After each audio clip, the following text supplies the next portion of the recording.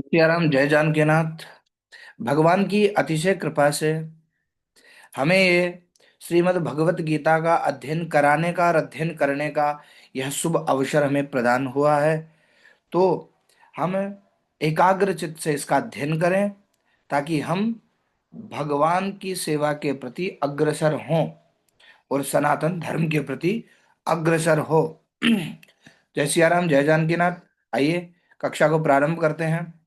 कल की कक्षा में हमने 20 श्लोकों तक का अध्ययन किया। आज आगामी अध्ययन करते हैं। आइए प्रारंभ करते हैं। श्री गणेशाय नमः। श्री सरस्वते नमः।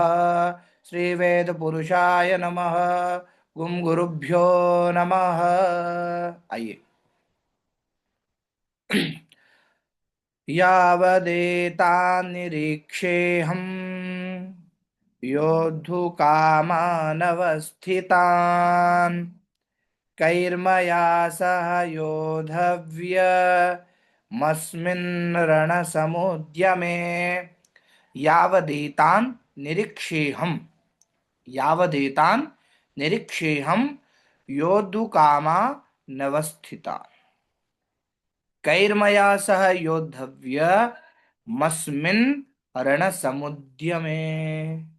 और जब तक कि मैं युद्ध क्षेत्र में डटे हुए युद्ध के अभिलाषी इन विपक्षी योद्धाओं को भली प्रकार देख लूं कि इस युद्ध रूप व्यापार में मुझे किन किन के साथ युद्ध करना योग्य है, तब तक उसे खड़ा रखिए। आगे देखिए। योत्स्यमानानवेक्षेऽहम् य एतेऽत्र समागताः धार्तराष्ट्रस्य दुर्बुद्धेर्युद्धे प्रियचिकीर्षवः योत्स्यमाना नव नवेक्षेऽहम् य एतेऽत्र समागताः धार्तराष्ट्रस्य दुर्बुद्धेर्युद्धे प्रियचिकीर्षवः। दुर्बुद्धि दुर्योधन का युद्ध में हित चाहने वाले जो जो ये राजा लोग इस सेना में आए हैं, इन युद्ध करने वालों को मैं देखूंगा। संजय उवाच एवमुक्तो ऋषिकेशो गुडाकेशेन भारता सेनयोरुभयोर्मध्ये स्थापयित्वा रथोत्तमम्।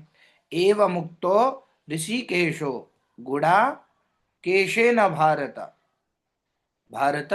सेनयोरुभयोर्मध्ये स्थापयित्वा रथोत्तमम्।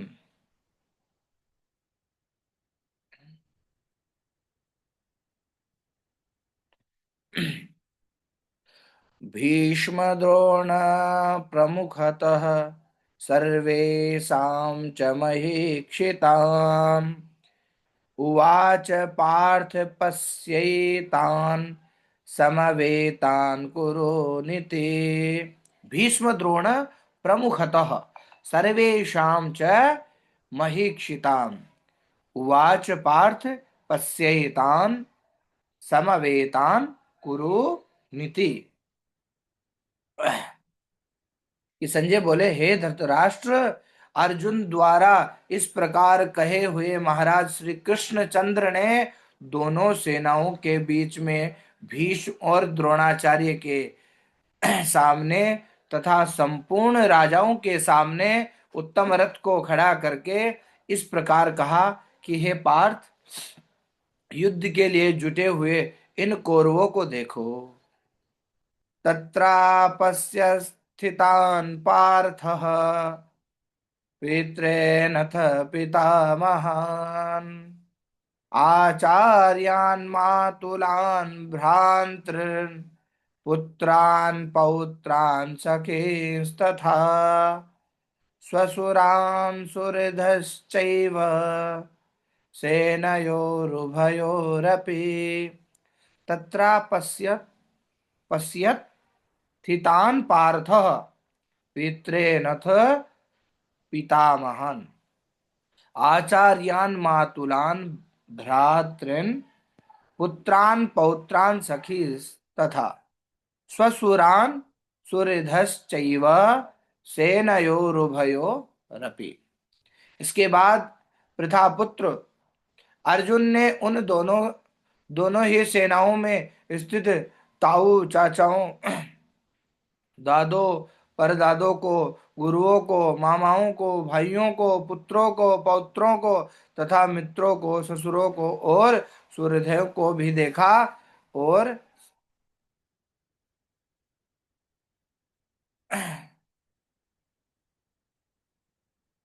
तान् समीक्ष स कौन्तेयः सर्वान् बन्धूनवस्थितान् कृपया परयाविष्टो विषीदन्निदमब्रवीत्। तान् समीक्ष स कौन्तेयः सर्वान् बन्धूनवस्थितान् कृपया परयाविष्टो विषीदन्निदमब्रवीत्। उन उपस्थिति उन उपस्थिति संपूर्ण बंधुओं को देखकर वे कुंती पुत्र अर्जुन अत्यंत करुणा से युक्त होकर शोक करते हुए यह वचन बोले कि 27वें का उत्तरार्ध में और 28वें का पूर्वार्ध में इसका दृष्टांत आता है। आगे देखिए, अर्जुन वाच दृष्ट्वेवं स्वजनं कृष्ण युयुत्सुं समुपस्थितम् सेदन्ते मम गात्राणि मुखं च परिशुष्यते वेपतुश्च शरीरे मे रोमहर्षश्च जायते।